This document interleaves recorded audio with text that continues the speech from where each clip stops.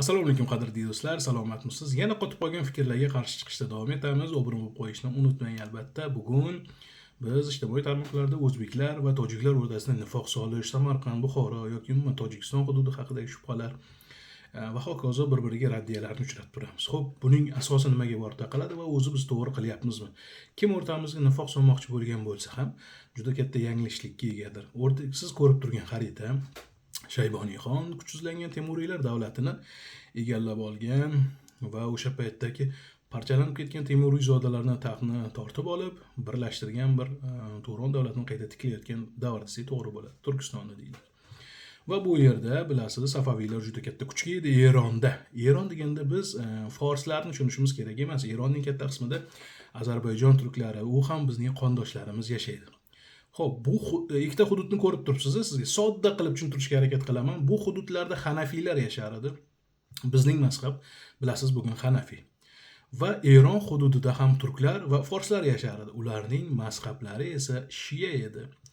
Bugun Tojikistonga borsangiz ham, kerak bo'lsa viloyatlar, hattoki shahar markazlari, umuman qayerda yursangiz, laqaylarni, qirg'izlarni, o'zbeklarni, turkiy tilda gapiruvchilarni ko'pligini ko'rasiz. O'zbekistonga kelsangiz ham albatta tojik tilida gapiradiganlar, o'zlarini tojik deb ataydiganlar ko'pligini ko'rasiz.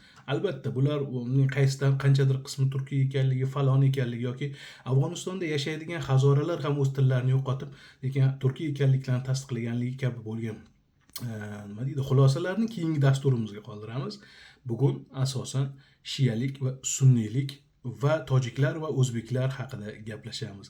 Tojiklar va o'zbeklar qanday bunchalik yaqin madaniyatga ega bo'ldilar va qiz olib berish yoki boshqa bir narsadan qo'pol qilib aytganda ba'zi millatlarga bilasiz, qiz berilmaydi, qudanda qilinmaydi degan nima deydi, o'zidan past ko'rish bor. Lekin o'zbek tojik o'rtasida bu masalani ko'rmaysiz. Nega? Chunki biz Erondan kelayotgan shiyalarga, bularning ichida forslar ham bor, bularning ichida turklar ham bor. Bu yerda Turon zaminidagi forslar ham, turklar ham birlashib ularga qarshi chiqqan edi. Bobur esa o'z taxtini ushlab qolish uchun shiyalikni qabul qilishga harakat qildi, ammo Samarqand aholisi qabul qilmagandan keyin Pokistonga chekinganligini hamma biladi. Soddaroq qilib aytadigan bo'lsak, g'oyaviy kurashda biz o'z hududlarimizni saqlab qoldik.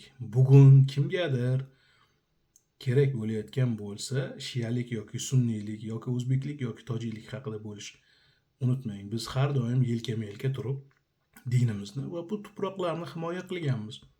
Boshqalarning gapiga emas, tariximizga qaraylik.